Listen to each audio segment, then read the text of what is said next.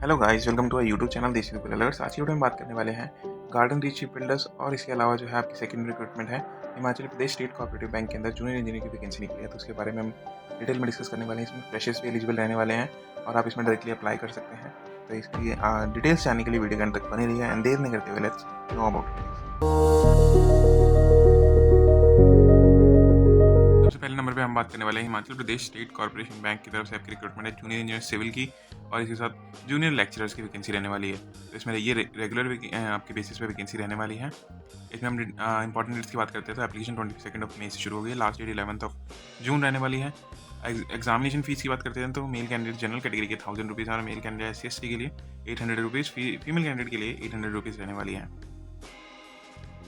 Vacancy detail की बात करते हैं तो जूनियर इंजीनियर अनरिजर्व कैटेगरी में ही आपकी 2 पोस्टें रहने वाली हैं और उसके बाद जूनियर लेक्चरर की आपकी अनरिजर्व के अंदर 1, जूनियर जो कि अकाउंटिंग और बुक कीपिंग की है, मैनेजमेंट की 1 और कोऑपरेटिव लॉ की 1, यानी टोटल 5 वैकेंसीज के अंदर रहने वाली है। एसेंशियल क्वालिफिकेशन की बात करते हैं तो जूनियर इंजीनियर के लिए 3 इयर्स का डिप्लोमा मांगा या डिग्री मांगी है सिविल इंजीनियरिंग के अंदर। Junior lecturer accountancy and book keeping के लिए आपकी कंसिस्टेंट हाई एकेडमिक रिकॉर्ड 55% से ऊपर बताया है और इसके बाद बैचलर्स या मास्टर डिग्री इन कॉमर्स मांगी गई है या फिर आप associate fellow of the ICIA की यानी इंस्टीट्यूट ऑफ चार्टर्ड अकाउंट के आपके हैं और 2 इयर्स का आपके पास प्रैक्टिकल और बुक कीपिंग टीचिंग एक्सपीरियंस होना चाहिए in the field of accountancy and book keeping.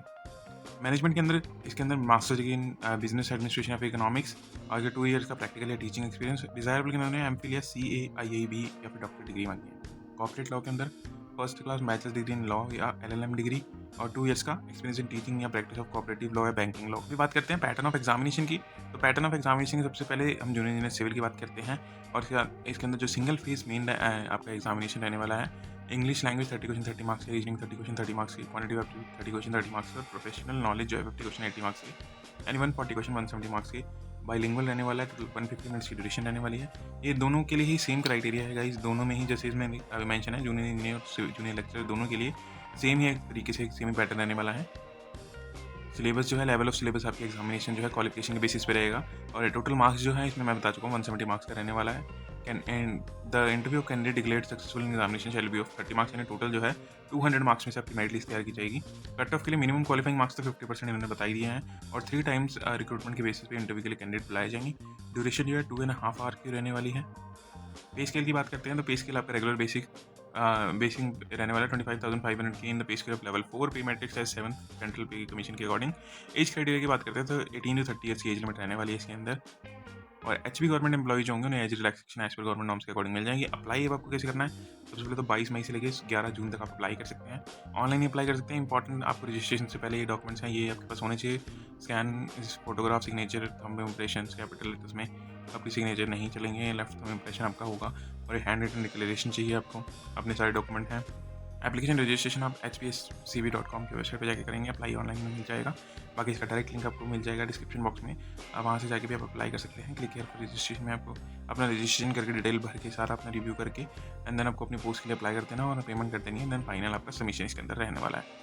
Payment of fees जो आप online debit card, credit card या UPI किसी भी तरीके से कर सकते हैं इसके अंदर। एग्जामिनेशन सेंटर्स की बात करते हैं तो इसमें बिलासपुर, हमीरपुर, मंडी, शिमला, सोलन और कांगड़ा ये आपकी डिस्ट्रिक्ट हैं और इसी के अंदर एग्जाम वेन्यू दिए गए हैं, तो यहाँ आपका एग्जाम रहने वाला है। 3 सेंटर्स आपको चूज करने रहेंगे हर कैंडिडेट को। सेकंड नंबर पे हम बात करने वाले हैं garden reach ship builders and engineers limited की तरफ से आपकी सुपरवाइजर की रिक्रूटमेंट निकली है, जिसकी ओपनिंग डेट 22 मई है और लास्ट डेट जो है 12 जून रहने वाली है। परमानेंट एम्प्लॉयमेंट रहने वाली है। इसमें सुपरवाइजर की आपकी वैकेंसी के सबसे पहले नंबर मैं आपको समझा देता हूँ कैसे आपको वैकेंसी के बारे में जानना है। सुपरवाइजर S3 ग्रेड की है, पे स्केल 27,600 से 96,600, 36 ईयर मैक्सिमम एज लिमिट है।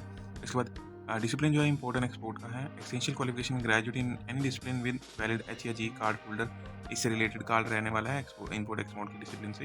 That is CBI LR regulation 13 qualified candidate for H या G कार्ड कैटेगरी। 5 ईयर्स का एक्सपीरियंस है और क्वालिटी रिक्रूटमेंट में वर्किंग नॉलेज होनी चाहिए इस चीज़ की। इसके बाद आपको सेकंड नंबर पे हल एंड हल आउटफिट फॉर डिज़ाइन के अकॉर्डिंग, फिर इसके बाद इलेक्ट्रिकल की पोस्ट है।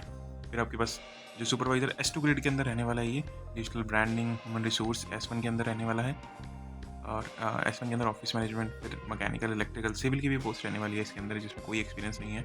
मैकेनिकल की पोस्ट रहने वाली, सिविल, मतलब हर वैकेंसी में ज़रूरी नहीं है कि आपके पास एक्सपीरियंस है, सिर्फ आपके जो S3 ग्रेड थे उसी के अंदर आपको एक्सपीरियंस देखने को मिलेगा। और उसके बाद S2 में भी आपके पास है और S1 के अंदर आपके पास कोई एक्सपीरियंस नहीं है, मतलब जो फ्रेशर कैंडिडेट्स हैं उनके लिए परफेक्ट रहने वाली है S1 ग्रेड की ये सारी। आप अलग अलग ब्रांचेस सिक्योरिटी की रहने वाली है, इलेक्ट्रिकल से हैं, डिज़ाइन असिस्टेंट के अंदर भी है, आपके मैकेनिकल की पोस्ट है, इलेक्ट्रिकल की पोस्ट है, सिविल की पोस्ट है, तो इनमें आप अप्लाई कर सकते हैं, कोई आपका इशू नहीं रहने वाला है। फिक्स टर्म एम्प्लॉयमेंट भी रहने वाला है, वो जो ऊपर की पोस्ट थी वो रेगुलर के लिए थी, अभी ये फिक्स टर्म की एम्प्लॉयमेंट है, मतलब ये कंट्रेक्चुअल जॉब रहने वाली है। इसमें सेम आपका S4 का सुपरवाइजर है, देन आपके S3 के रहने वाले हैं जिसमें public relation, mechanical, electrical, civil, then आपके मैकेनिकल, इलेक्ट्रिकल, सोर्स, ये सारी आपकी काफ़ी सारी वैकेंसीज रहने वाली है। तो गाइस आप वीडियो पॉज करके अपने जिस भी डिसिप्लिन में है आप देख लीजिए, नहीं तो आप मेरे को कमेंट सेक्शन में अपनी क्वेरी बता सकते हैं, वहाँ मैं उसको रिजॉल्व करने की पूरी कोशिश करूँगा। एज एज रिलैक्सेशन है SC/ST OBC सर्विसमैन को एज पर गवर्नमेंट नॉर्म से मिल जाएगा। एजुकेशन क्वालिफिकेशन की बात करते हैं तो इन्होंने ग्रुपिंग में है, जैसे मैकेनिकल के अंदर जो डिसिप्लिन हैं आपने बताए गए इन्होंने, उसी डिसिप्लिन में आप क्वालिफाई करने चाहिए, सारे इन्होंने अलाइड ब्रांचेस बता दिए। बाकी आपको जो उसका आप पोस्ट के आगे जो क्वालिफिकेशन लिखी है वहाँ से आपको आपकी क्वालिफिकेशन क्राइटेरिया मैच करता होना चाहिए। टेन्योर ऑफ एंगेजमेंट जो है जो कॉन्ट्रैक्चुअल वैकेंसी है उनके लिए पीरियड 3 ईयर्स का रहने वाला है, जो कि आगे 2 साल के लिए और बढ़ाया जा सकता है। Place of posting depending on companies requirement, आपके कंपनी के और यूनिट से ऑफिस में कहीं भी रह सकता है। सिलेक्शन प्रोसेस रिटर्न या प्रैक्टिकल टेस्ट रहने वाला है, जिसमें रिटर्न टेस्ट के अंदर आपको पैटर्न जो है पार्ट ए के अंदर ऑब्जेक्टिव रहने वाला है, जिसमें general knowledge, aptitude, mental ability, data analysis, English, numerical ability रहने वाले हैं। पार्ट बी के अंदर आपकी डिजाइन डिसिप्लिन रिलेटेड 80 क्वेश्चन रहने वाले हैं, जो पार्ट ए है 20 के मार्क्स है और पार्ट बी 80 मार्क्स का है, टोटल 100 मार्क्स रहने वाले हैं, ड्यूरेशन 2 आवर्स की, बाइलिंगुअल रहने वाला है इसके अंदर, और MCQ टाइप ये रहने वाला है। सब्जेक्ट्स फॉर रिटर्न टेस्ट जो आपकी रहने वाले हैं ये अलग अलग आपकी सारे आपकी डिसिप्लिन वाइज दिख रहे होंगे कौन से सब्जेक्ट का रिटर्न टेस्ट रहने वाला है आपकी, तो ये सारे आपको दिख जाएंगे गाइस, आप वीडियो पॉज करके आराम से देख लीजिए, पूरी टेबल आप इन्होंने मेंशन कर रखी है अलग अलग वैकेंसी के वाइज। फिर प्रैक्टिकल टेस्ट की बात करते हैं, तो प्रैक्टिकल टेस्ट जो है सिर्फ ये इनमें दिए हुए एक पोस्ट वाइज आपको प्रैक्टिकल टेस्ट दिख जाएगा, कौन सी पेड के वाइज कौन सा आपका प्रैक्टिकल टेस्ट आपका रहने वाला है ये देख लीजिए आप। एप्लीकेशन प्रोसीजर की बात करते हैं तो www.grc.in की वेबसाइट पर जाके अप्लाई करना रहेगा, जिसका डायरेक्ट लिंक आपको डिस्क्रिप्शन में मिल जाएगा। वहाँ जाके अप्लाई करने के बाद आपको जो है अपने ऑनलाइन अप्लाई कॉपी का प्रिंट लेकर उसके साथ अपने डॉक्यूमेंट्स जो है सारे जो है फोटोकॉपी और सेल्फ टेस्ट करके उसको आपको ऑर्डिनरी पोस्ट के थ्रू भेजना रहेगा। Post box number 3076 Lodhi road, new Delhi 110003 के एड्रेस पे ये आप करने वाला है। एनवेलप पे आपका जो है नोटिफिकेशन नंबर और पोस्ट जो डिसिप्लिन के लिए अप्लाई कर रहे हैं वो सब मेंशन होना चाहिए, ताकि ये क्लैरिटी मिल सके। तो ये आपको कुछ इस तरीके से भेजना रहेगा। एप्लीकेशन फ़ी जो है 472 रुपीज़ रहने वाली पेमेंट गेटवे के थ्रू आप वहीं पे भर सकते हैं। और गाइडलाइंस भी आपको jobapply.in/grc@2025 इसमें आपको मिल जाएगी, यहाँ पे जाकर आपको अप्लाई करना रहेगा। जनरल इन्फॉर्मेशन में CTC की बात कर लेते हैं तो सुपरवाइजर S4 फिक्स टर्म के लिए 8.72 रहने वाली है, S3 के लिए परमानेंट में 8.71 रहने वाली है, S3 में 8.22, ये आपकी सारी अलग अलग मेंशन है, तो ये आप कैसे रहने वाले हैं। तो गाइस आज के वीडियो में इतना रहने वाला है। अगर आपको कोई भी क्वेरी है तो आप कमेंट बॉक्स में ड्रॉप कीजिए, वहाँ मैं आपका आंसर जरूर करूँगा। और अगर आपको वीडियो अच्छी लगी तो वीडियो को लाइक कीजिए, अपने दोस्तों के साथ शेयर कीजिए ताकि उन्हें भी इस नोटिफिकेशन के बारे में पता चले। और भूलेगा नहीं हमारे चैनल को सब्सक्राइब करना और बेल आइकन प्रेस करना, ताकि आपको हमारी आने वाली वीडियोस की नोटिफिकेशन मिले सबसे पहले।